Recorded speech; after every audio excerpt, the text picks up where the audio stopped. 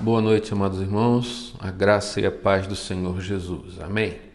Eu gostaria de pedir a você, antes de nós começarmos esse culto, que você não se esqueça de deixar aí o seu like, o seu comentário e, se possível, ativar as notificações para que você receba toda novidade do nosso canal da Igreja Presbiteriana Shalom, e compartilhar com seus amigos e seus familiares.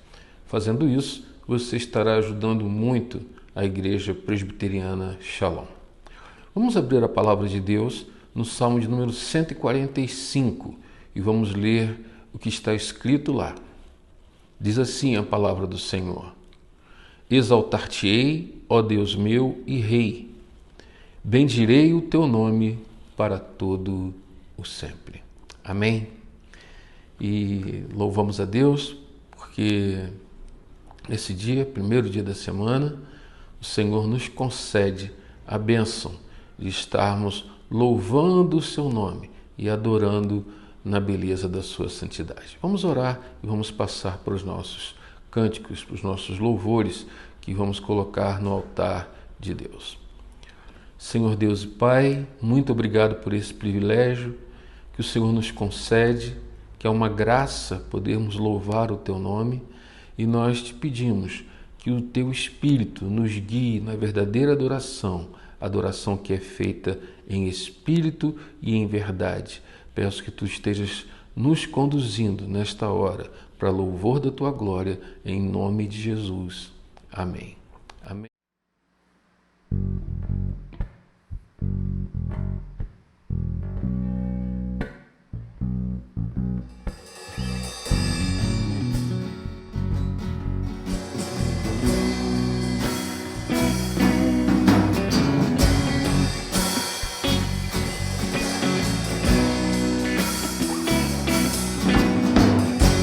Louvemos ao Senhor,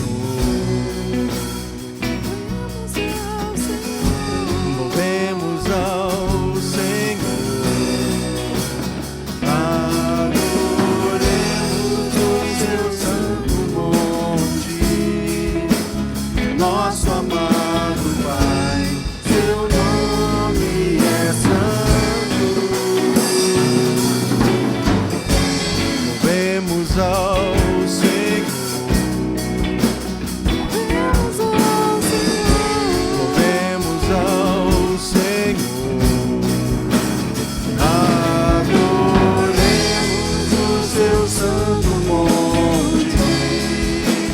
nosso amado Pai, seu nome é santo.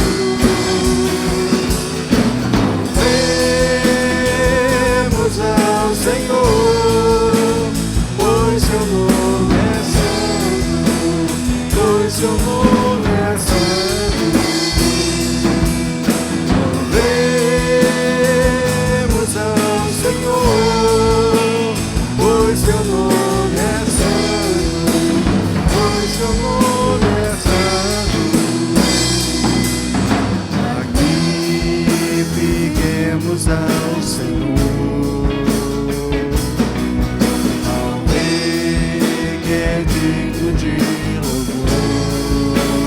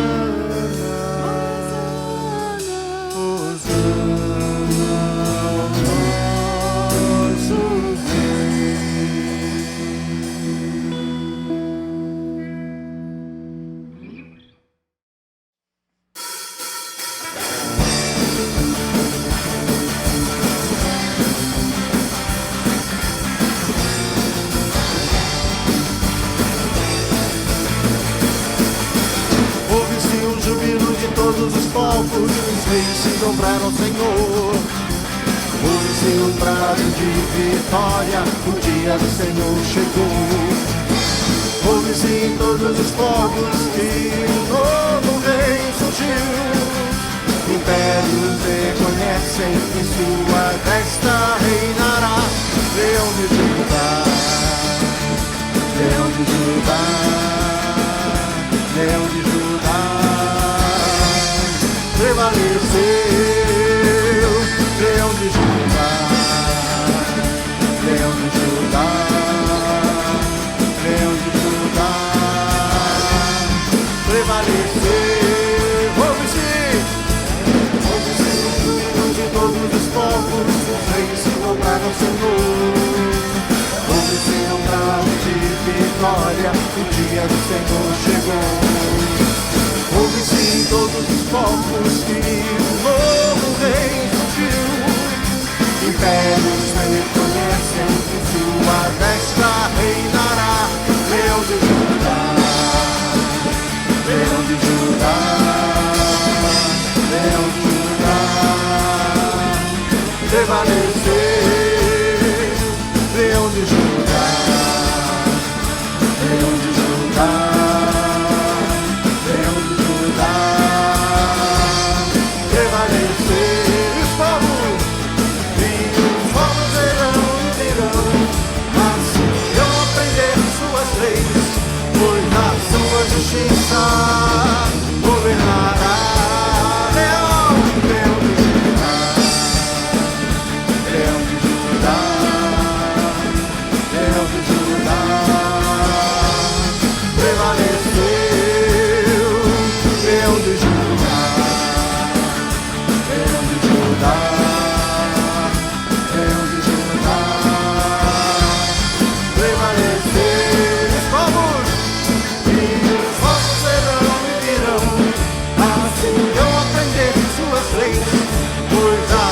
Justiça governará. Leão de Judá, Leão de Judá, Leão de Judá, prevaleceu. Leão de Judá, Leão de Judá, Leão de Judá, prevaleceu. Leão de Judá.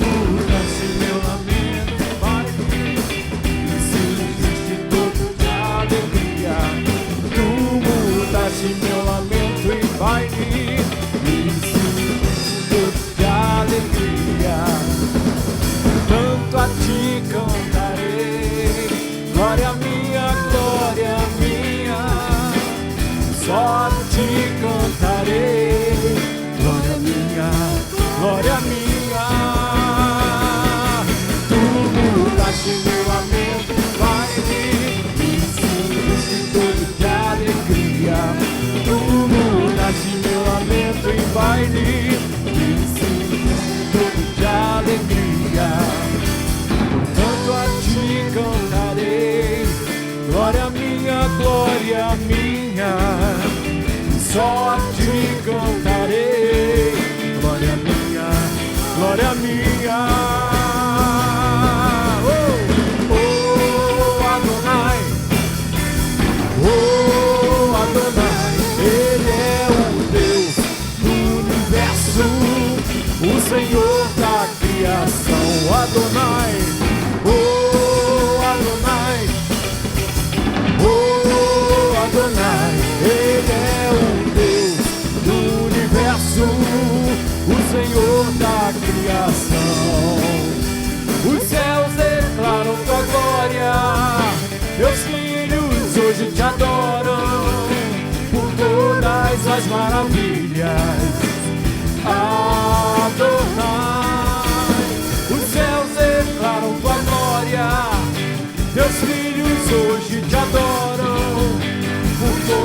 faz as maravilhas. Adonai, Adonai, oh Adonai, oh Adonai. Ele é o Deus do universo, o Senhor da criação. Adonai, oh Adonai, oh Adonai. Ele é o Deus do universo, o Senhor da criação. Ele é o Deus do universo, o Senhor da criação. Ele é o Deus do universo, o Senhor da criação. Adonai.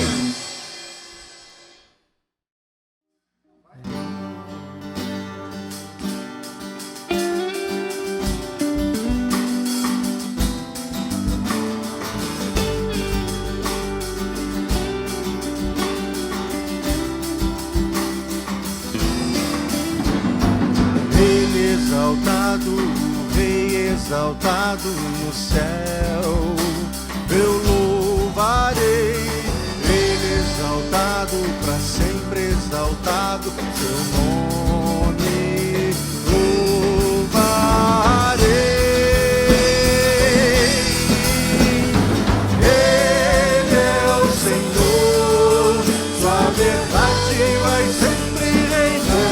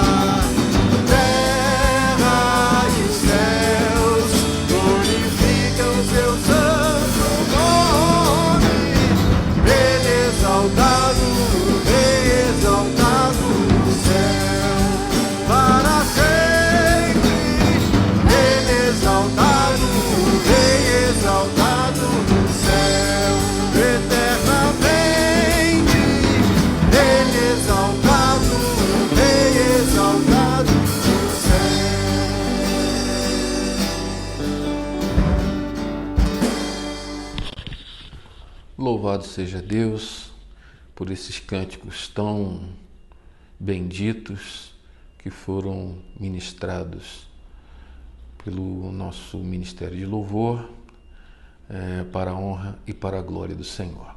Mas vamos continuar adorando a Deus.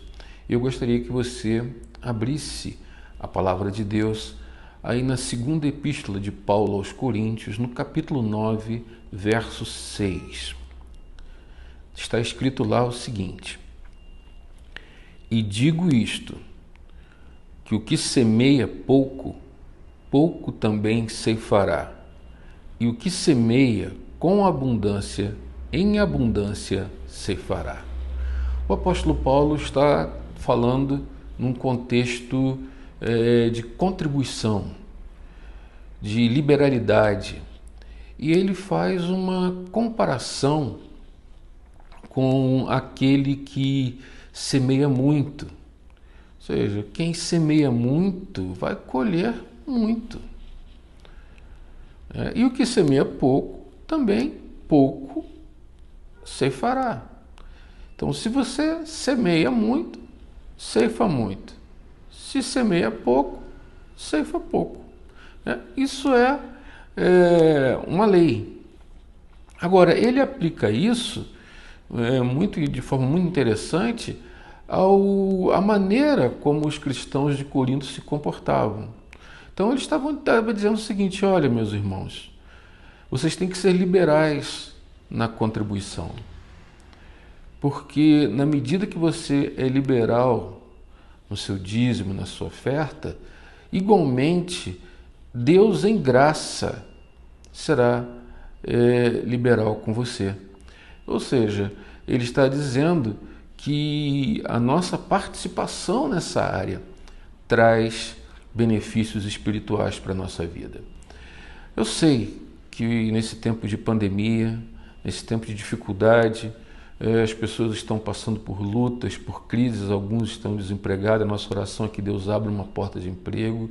Alguns estão recebendo menos do que deveriam receber, porque ou faz isso ou é mandado embora. Infelizmente, isso tem acontecido. Mas não importa. Se nós somos fiel no pouco, sobre o muito, Deus nos colocará. E com certeza, você que não pode contribuir agora, não fique triste. Vai chegar um tempo que você vai ter oportunidade, mas você pode orar pelo sustento da igreja e de todos os compromissos que ela tem a honrar. Amém? Vamos orar então. Senhor, nosso Deus e nosso Pai, nós te louvamos e te bendizemos, porque Tu és um Deus bendito e maravilhoso. Tu és o nosso sustentador. Dá-nos a bênção de sermos fiéis a Ti, ó Pai, com um coração liberal, na entrega dos nossos dízimos e das nossas ofertas, porque sabemos, ó Senhor, que aquele que confia em Ti, no pouco, ó Pai, com certeza sobre o muito, o Senhor nos colocará. E precisamos de que o Senhor derrame a Tua graça sobre nossas vidas. Assim, recebe, Pai, em nome de Jesus, aqueles que estão fazendo isso para louvor da Tua glória. Em nome de Jesus. Então, você pode fazer isso através dessa conta que está aparecendo aí na tela, ou você pode ir na casa da irmã Lúcia e, preferencialmente, dessa forma, entregar a ela a bênção de um coração liberal ao Senhor. Amém? Vamos passar então agora, queridos, para a nossa mensagem, a mensagem que Deus tem para nós, e vai ser o mesmo texto de domingo passado, Atos 7, de 1 a 2. Diz assim: E disse o sumo sacerdote: Porventura é isto assim? E ele disse: Homens irmãos e pais, ouvi, o Deus da glória apareceu a nosso pai Abraão, estando na Mesopotâmia, antes de habitar em Harã. Vamos orar. Senhor, nosso Deus e nosso Pai amado, pedimos em nome de Jesus que o Senhor ministre agora o nosso coração. Nós já te adoramos, nós já contribuímos e agora, Senhor, queremos ouvir uma palavra que venha direto do trono da Tua graça, em nome de Jesus. Amém. Amados irmãos, nós vimos no domingo passado que o que nós devemos crer nessa situação, nessa conjuntura em que o mundo se encontra. O que nós devemos professar para manter o nosso equilíbrio espiritual, a nossa firmeza espiritual ante a degeneração desse mundo em todos os aspectos. Então nós vimos que uma das coisas que nós não devemos negligenciar é a existência desse ser angélico maligno que se chama Satanás. Vimos também que nós não devemos, de forma alguma, ignorar de que ele existe, mas também não devemos ignorar que Deus existe e que é o proprietário deste mundo. Ele é o dono deste mundo.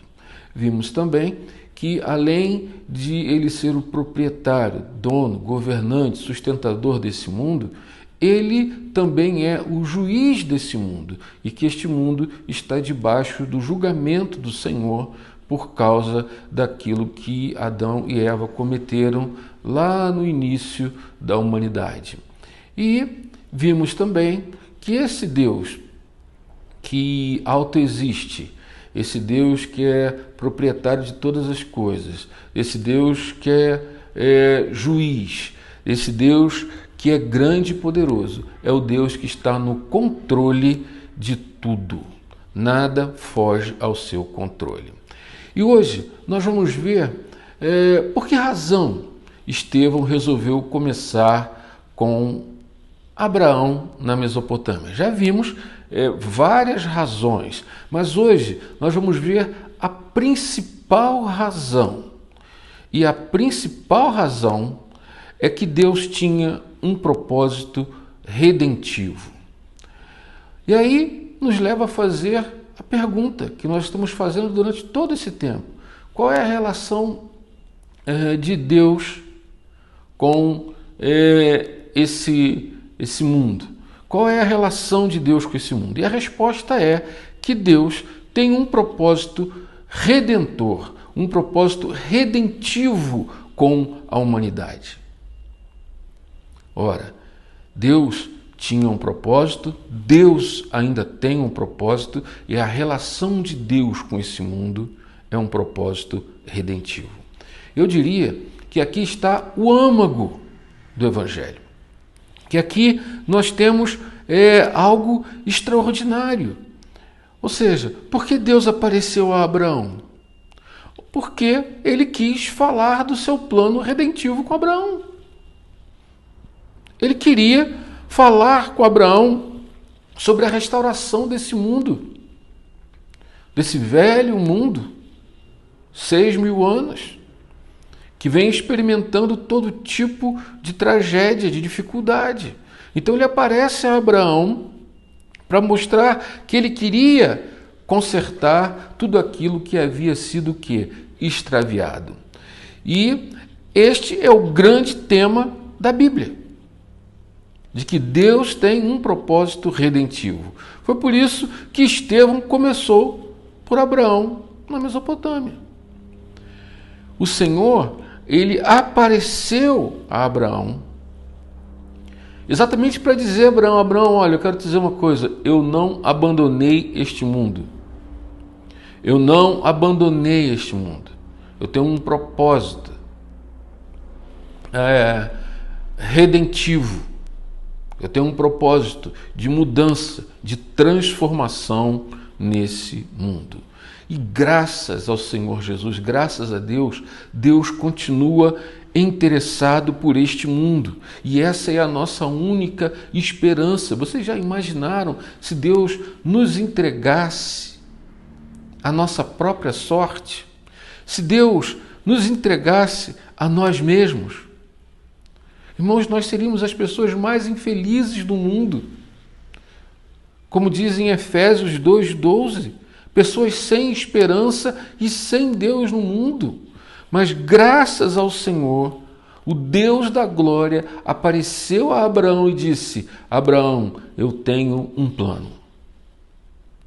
Você pode dar um glória a Deus? Deus disse para ele: eu tenho um plano para você, eu tenho um plano para esse mundo que se extraviou. E Estevão, ele revela exatamente isso no seu discurso. E ele queria mostrar para aqueles homens do Sinédrio que dentro desse plano, dentro desse propósito redentivo, a iniciativa é de Deus. A iniciativa sempre será de Deus. Era isso que ele queria dizer. É Deus quem nos faz primeiro mudar. Ele é o agente na mudança do nosso coração. Se a sua vida está mudada hoje, não é pelo seu esforço, mas porque Deus primeiro agiu no processo de mudança. Mas, infelizmente, hoje o ensino é totalmente oposto a isso. E eu quero deixar claro para você, meu irmão, minha irmã, você que está me ouvindo, que esse é o ensino da Bíblia. A história da Bíblia não é a história do homem buscando Deus. Não, de forma nenhuma. A história da Bíblia é de Deus vindo em busca do homem perdido. A gente pode ver isso lá com Adão, em Gênesis 3. Depois que eles pecam, Deus, na parte da tarde, aparece e chama por ele: Adão, onde estás? É Deus quem primeiro vai. A gente pode ver isso com Noé, a gente vê isso com Abraão, a gente vê isso com Jacó.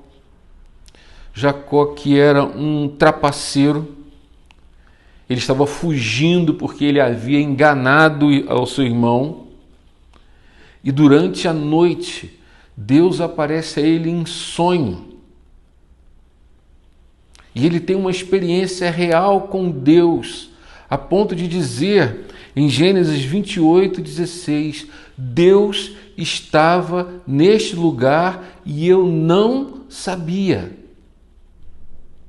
Ele disse: esta é a casa de Deus. Sabe, queridos, é assim que Deus age. A iniciativa é dele. Muitas vezes você não sabe que Deus está nessa situação, mas ele vem em sonho e converte um homem que tinha uma conduta totalmente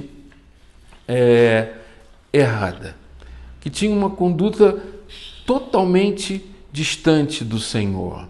E aí nós podemos ver isso também num homem chamado Zacarias, quando o anjo Gabriel aparece a ele lá em Lucas, capítulo 1, verso 11, 12, verso 19, o anjo Gabriel aparece para Zacarias, um homem já idoso, quando ele estava no seu turno, trabalhando ali, e de repente ele vê aquele anjo, fica meio perturbado, e o anjo lhe dá uma mensagem de que a sua esposa, também idosa e estéril, iria dar à luz.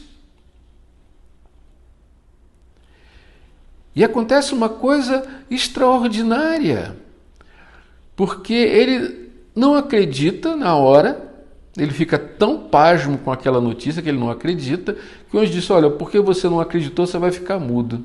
E aí, e o anjo disse até qual deveria ser o nome do menino. Quando o menino nasce, perguntaram: qual vai ser o nome dele? Aí perguntaram: e tal. E Isabel disse: João. Mas não tem ninguém na tua família com esse nome. Aí Zacarias pega uma tábua e escreve: o nome dele vai ser João. E nesse exato momento, Deus traz um cântico espiritual para ele. E esse cântico espiritual tem uma mensagem muito linda no verso 68, que diz o seguinte: bendito seja o Senhor Deus de Israel, porque visitou e redimiu o seu povo. Perceberam? A iniciativa é do Deus Todo-Poderoso. É Ele que redime, é Ele que vai.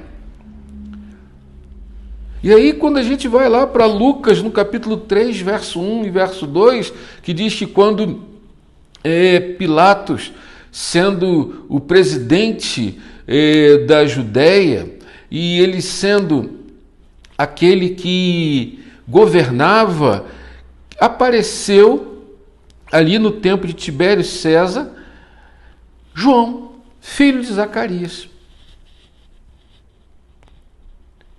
E o que diz lá? Veio no deserto a palavra de Deus a João, filho de Zacarias. Veio a palavra no deserto.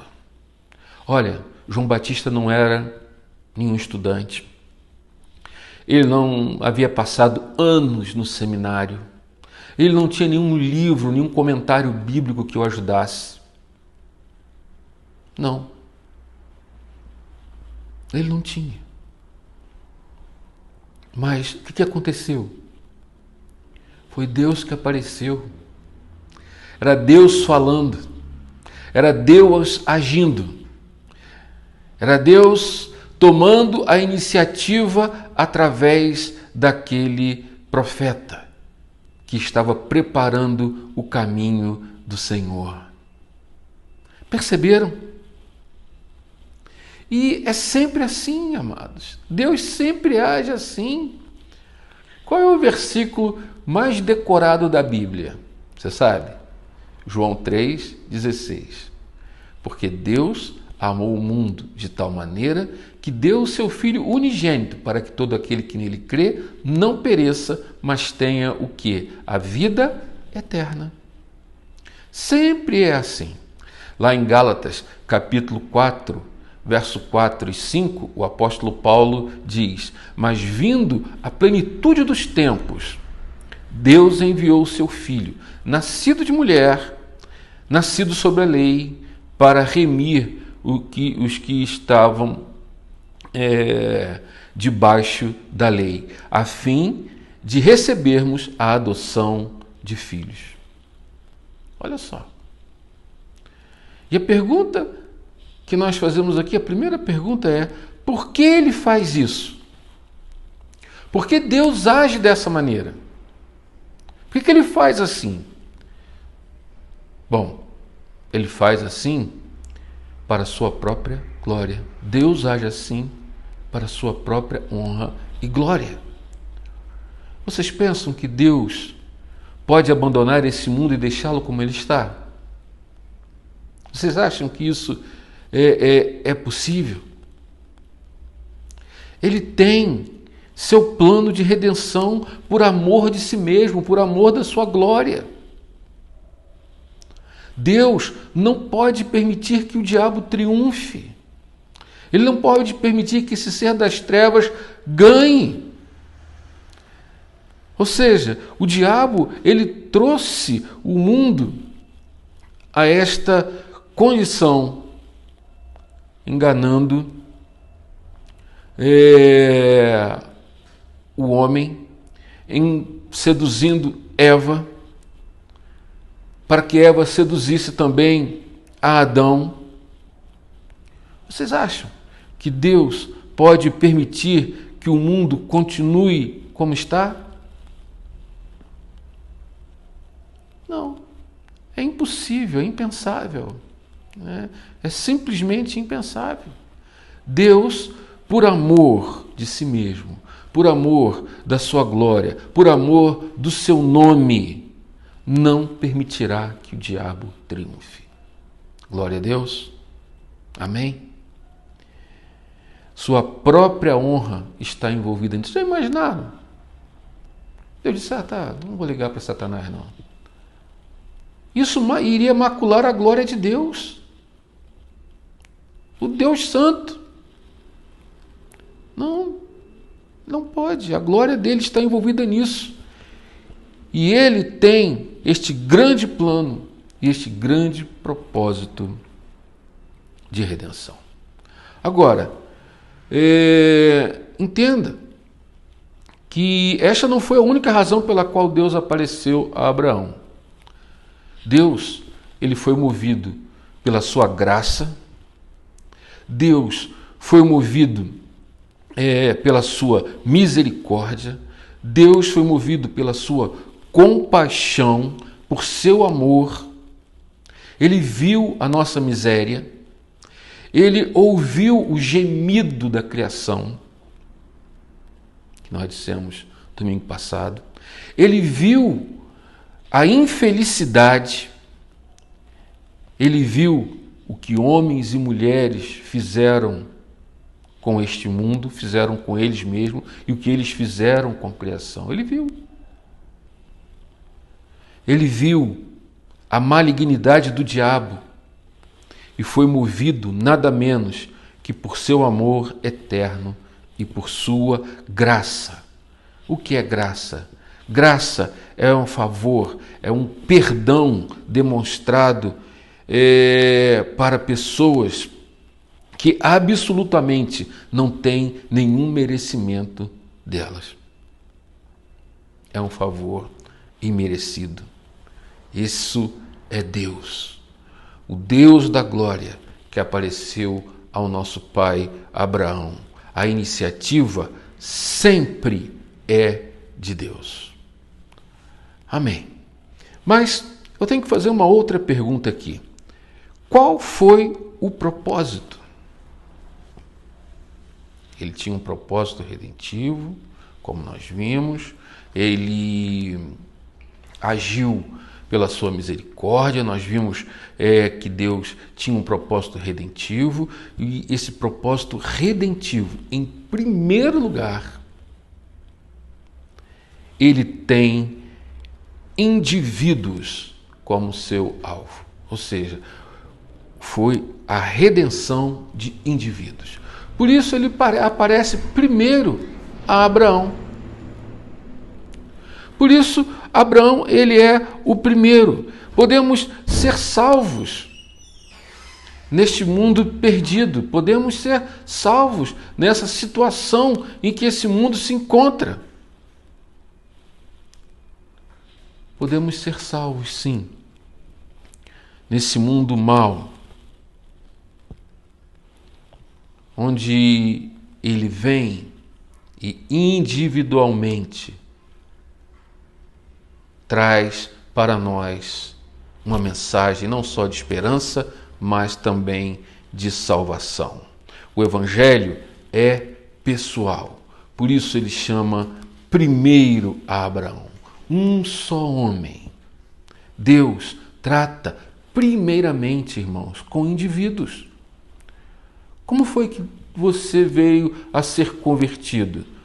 Por acaso Deus foi lá falar com o chefe da família? Não, ele falou individualmente ao seu coração. E ele pode se apoderar de um indivíduo, de um homem, de uma mulher, e levantá-lo como levantou Abraão. Pode tirá-lo da confusão e do horror desse mundo, da malignidade, da vileza do pecado.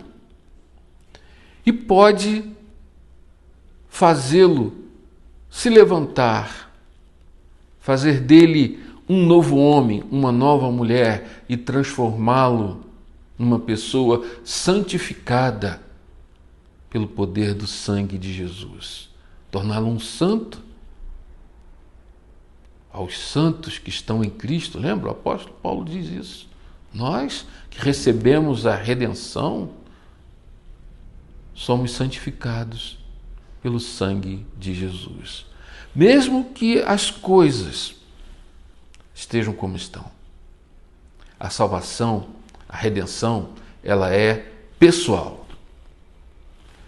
Ou seja, nesse mundo que nós vivemos hoje, se você, como indivíduo, crer na mensagem do Evangelho, se você vier a crer em Deus, de forma a entender e a aceitar de que Deus enviou o seu Filho para morrer pelos seus pecados, seu Filho unigênito, como nós recitamos ainda há pouco, para sofrer em nosso lugar, para sofrer a punição dos nossos pecados e morrer na cruz por mim e por você, e ressuscitar por causa da nossa justificação, você será perdoado, será salvo, você receberá uma nova vida em Cristo Jesus. Se tornará uma nova pessoa. Embora o mundo continue o mesmo, você será diferente. Agora, se você não é uma pessoa diferente hoje daquilo que você era antes, e se você diz que tem Jesus e que é membro da igreja, olha, eu quero dizer para você que se a sua vida não mudou, você não teve um encontro real com Jesus Cristo.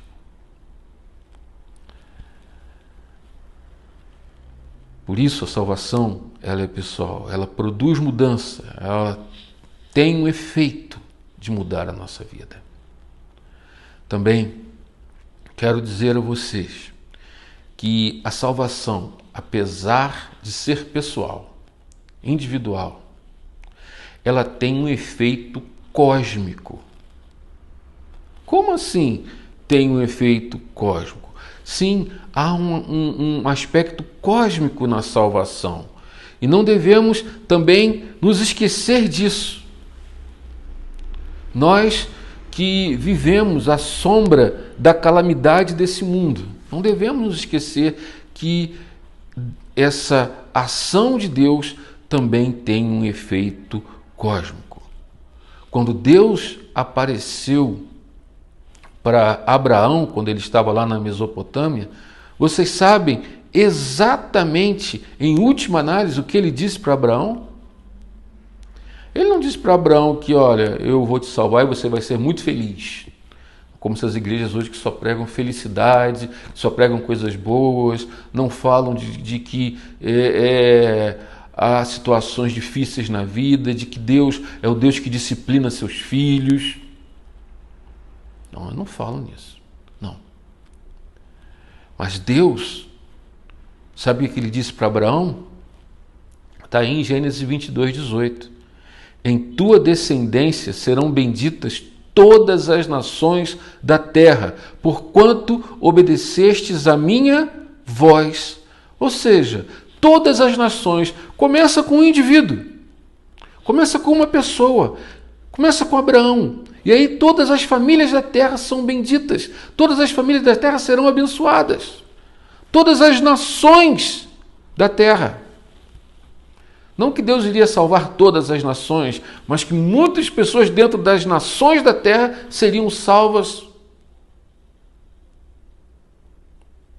pela fé, como aconteceu com o crente Abraão. Há uma redenção cósmica, sim. A salvação é individual, mas tem um efeito cósmico. Nós não podemos esquecer isso. Nós não podemos esquecer de que, apesar disso, da salvação ser individual, ela tem um efeito mundial, cósmico, para louvor da glória do Senhor Jesus. E uma coisa que a gente tem que entender é que vem um dia em que esse Filho de Deus, que já cumpriu, já fez tudo o que era necessário para a nossa salvação pessoal, voltará a este mundo. Eu sei que tem muita gente que tem posições teológicas, escatológicas. Deus não vai vir. Irmãos, Deus pode vir a qualquer momento. O Senhor Jesus pode vir a qualquer instante. Não fica achando que você pode dar linha na sua pipa, que você tem muito tempo. Não. Jesus já fez tudo o que era necessário. Ele pode voltar a qualquer hora, a qualquer momento. Agora, uma outra pergunta que nós temos que fazer. Qual é o propósito da segunda vinda do nosso Senhor? Qual é o propósito da segunda vinda? Olha, se o propósito da redenção era salvar o indivíduo com efeito cósmico, o propósito da segunda vinda de Jesus é destruir todos os seus inimigos. Deixa eu explicar uma coisa aqui. Há uma diferença entre vencer o inimigo e destruir o inimigo. O Senhor Jesus, ele já venceu o diabo já foi derrotado. Ou seja, o nosso Senhor o derrotou em todas as circunstâncias. Nos dias de sua carne, quando ele esteve aqui, quando o diabo foi tentado lá em Mateus 4, Jesus o venceu. E em todas as tentações, tudo que ele tentou contra Cristo, ele perdeu. E quando ele pensou que tinha vencido na cruz, Jesus ressuscita. Jesus o vence. Ou seja, Jesus já venceu o diabo e todos os seus agentes. Ele já venceu a todos os inimigos dos homens. A vitória já é dele. Ele venceu a morte, ele venceu o sepulcro, ele venceu a todos aqueles que se colocaram contra ele, sim, venceu. E esse fundo que você vê aí, atrás de mim aqui, é o Gólgota, onde Jesus foi crucificado, porque na cruz ele triunfou sobre todos os principados e potestades. Bom, uma coisa é vencer, mas agora ele vem para destruir definitivamente a todos esses inimigos. Ou seja, ele vai definitivamente excluir esses seres da existência. Como? Vai os lançar para o lago da perdição, para o lago de fogo. E nesse lago de fogo, para vocês terem uma ideia, Apocalipse 19, verso 20, diz que lá serão lançados a besta e o falso profeta. Apocalipse capítulo 20, verso 10, 14 e 15, diz que para lá vai ser lançado também o diabo, a morte e o inferno. E, além deles, todos aqueles que não foram achados inscritos no livro da vida, ou seja, aqueles que, apesar desta mensagem que eu estou pregando e de que tantos outros já pregaram, resolveram não crer. Sim, todos estes serão destruídos. Todos estes. E eu quero deixar claro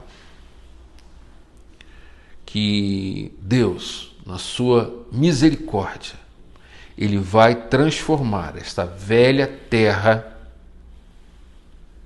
numa terra renovada, mudada. Verso 19 de Romanos 8 nos diz que a ardente expectativa da criação aguarda a revelação dos filhos de Deus. E a revelação dos filhos de Deus é a manifestação de Cristo em sua segunda vinda. O cosmos inteiro será expurgado. Sim. E todos os efeitos e consequências do pecado original serão retirados. Por isso, nós teremos um novo céu e uma nova terra. Por isso, novos céus e nova terra. E eu quero colocar aí na tela dois textos. Um está na segunda epístola de Pedro, capítulo 3, verso 13, e o outro está em Isaías, verso 6 e verso 9. Veja aí. Que diz assim: mas nós, segundo a sua promessa, aguardamos novos céus e nova terra, em que habita a justiça. Agora vem Isaías e diz: lobos e ovelhas viverão em paz, leopardos e cabritinhos descansarão juntos, bezerros e leões comerão uns com os outros, e crianças pequenas os guiarão. Vacas e ursas pastarão juntas, e os seus filhotes descansarão no mesmo lugar. Os leões comerão capim, como os bois.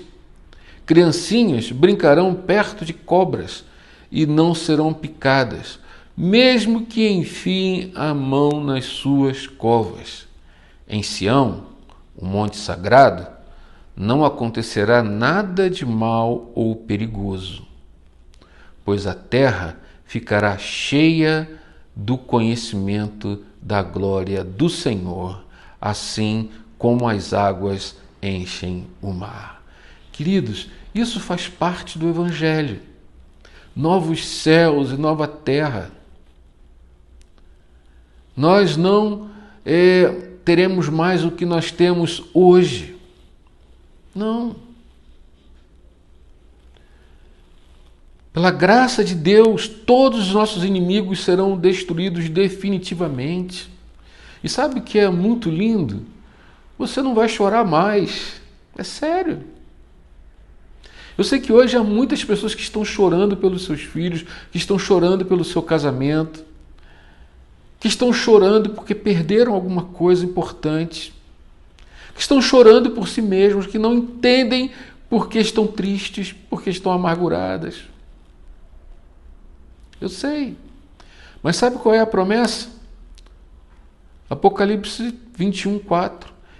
E lhes enxugará dos olhos toda lágrima, e a morte já não existirá, já não haverá luto, nem pranto e nem dor. Eu quero projetar para você aí um outro texto de Apocalipse, capítulo 7, do verso 12 até o verso 17, que é um consolo para nós que estamos vivendo esse período de grande tribulação, nesse período de pandemia, de doença, de violência, de imoralidade. Sim, esse texto de Apocalipse, quando João recebe uma visão, e ali naquela visão ele fica meio confuso e ele pergunta: o que são estas coisas? Sabe o que aconteceu? Apareceu uma grande multidão. E aí você acompanha agora aí na tela, que disse o seguinte: Amém. O louvor e a glória e a sabedoria e as ações de graças e a honra e o poder e a força sejam ao nosso Deus pelos séculos dos séculos. Amém. Um dos anciãos tomou a palavra dizendo: Estes que se vestem de vestiduras brancas, quem são e de onde vieram? Respondi-lhe: Meu Senhor, tu o sabes. Ele então me disse: São estes os que vêm da grande tribulação, que lavaram as suas vestiduras e as alvejaram no sangue do Cordeiro, razão porque se acham diante do trono de Deus e o servem de dia e de noite no seu santuário. E aquele que se assenta no trono estenderá sobre eles o seu tabernáculo. Jamais terão fome, nunca mais terão sede, não cairá sobre eles o sol, nem ardor algum, pois o Cordeiro que se encontra no meio do trono os apacentará e os guiará para as fontes da água da vida, e Deus lhes enxugará dos olhos toda lágrima. Concluindo, queridos, não haverá mais despedidas, não haverá mais tristeza, não haverá mais morte, não haverá mais fome, não haverá mais sede, não haverá mais dor, não haverá mais calamidades. Em todo o cosmos, tudo será restaurado à sua perfeição original. E mais, essa segunda criação, né? Essa transformação será muito mais gloriosa. Muito mais. É isso o que vai acontecer. Faz parte do plano de Deus. Foi isso que Deus queria falar com Abraão, de que ele tinha um plano para mim e para você, com ele primeiro e depois a todas as nações. O Filho voltará, irá restaurar todas as coisas e conduzirá tudo à sua glória original, como era no Éden. E Deus, como diz em 1 Coríntios, capítulo 15, verso 28, será tudo em todos. E para terminar, creia no Senhor. Essa é uma aplicação. Eu preciso crer no Senhor e no Evangelho. A salvação, ela é individual, é Deus e você e mais ninguém. Não é porque a sua mãe, seu avô, sua avó, seu pai, seu tio, seu primo foi salvo que você vai ser também, não. Você precisa dessa experiência com Deus, que começa com Deus. É Deus e você, não é você e Deus, não. É Deus e você. Ele voltará para nos buscar, porque Ele já fez tudo o que era necessário. Pode voltar a qualquer momento. Todos os nossos inimigos já foram vencidos. E quando Ele vier, todos eles serão destruídos. E logo, todos os remidos pelo sangue do Cordeiro estarão com o Senhor. Amém? Olha, se você que está me ouvindo hoje, eu quero dizer para você que há salvação para a sua vida. Creia no Senhor Jesus. Amém? Creia nesse Evangelho, que ele tem um propósito redentivo para o seu coração.